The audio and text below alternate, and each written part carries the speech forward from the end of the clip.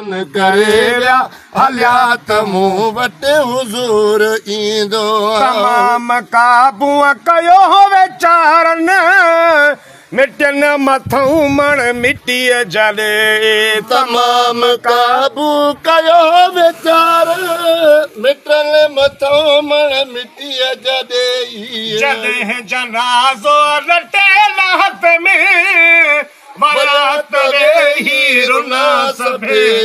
जॾहिं जनाज़ो रटे लाहत में बारात वेही रुना सभे। चयूं त के चार कुल क़बर ते चयूं त के चार कुल क़बर ते पढ़ोस मोटी नमूर ईंदो।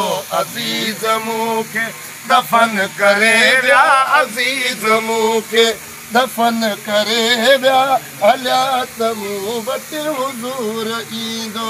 होया त पंहिंजा क़रीब पर पोइ क़बर हवाले कयूं हलिया विया।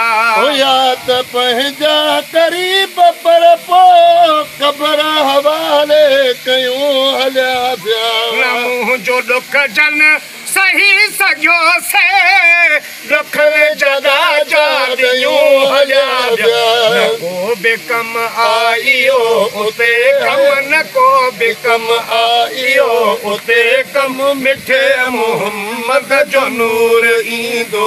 अज़ीज़ मूंखे दफ़न करे विया अज़ीज़ मूंखे दफ़न करे विया हलिया त मूं वटि हुज़ूर ईंदो। हिननि लताड़े फिटी कयो हुन ज़िमो कयो वा ज़रूर ईंदो। अज़ीज़ मूंखे दफ़न करे विया अज़ीज़ मूंखे दफ़न करे विया हलिया त मूं वटि हुज़ूर ईंदो। अचे जहीं जे अजूं नबी सईं उहो बि को ख़ुशि नसीब हूंदो। अचे जहीं जे अजूं नबी सईं उहो बि को ख़ुशि नसीब हूंदो।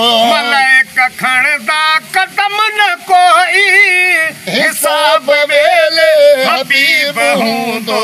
कसूर खुलंदा भली खुलनि पिया कसूर खुलंदा भली खुलनि पिया। करीम बख़्शण कसूर ईंदो। अज़ीज़ मूंखे दफ़न करे विया अज़ीज़ मूंखे दफ़न करे विया हलिया त मूं वटि हुज़ूर ईंदो। कंदो मुजरिमनि सां महिरबानियूं वॾियूं महेसर नबी मिठो वा। हशर में ईअं है दार चवंदा हलो मोहम्मद त हूअ बीठो।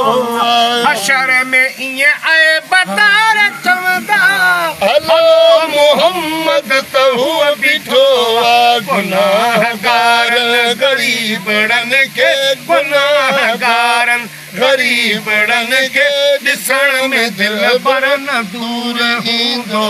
अज़ीज़ मूंखे दफ़न करे विया अज़ीज़ मूंखे दफ़न करे विया हलिया त मूं वटि हुज़ूर ईंदो।